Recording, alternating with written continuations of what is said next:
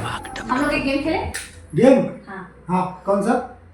उसमें मैं आपसे एक सवाल पूछूंगी और उसका जवाब अगर आपने ना दिया तो आप हार जाएंगे, तो आप मुझे 5,000 रुपया देंगे।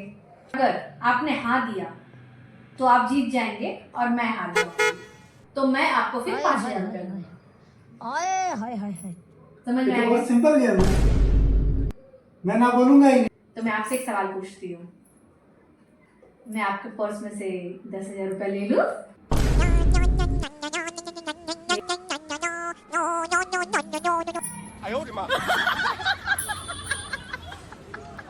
हाँ, शिट शिट शिट, मैं तो गेम हार गई। राजा जी, अब मुझे आपको 5,000 रुपया देना पड़ेगा। कोई बात नहीं, मैं आपके पर्स में से अभी जा करके 10,000 निकालती हूँ। आपने आपको देना 5,000 रुपया। खूबसूरत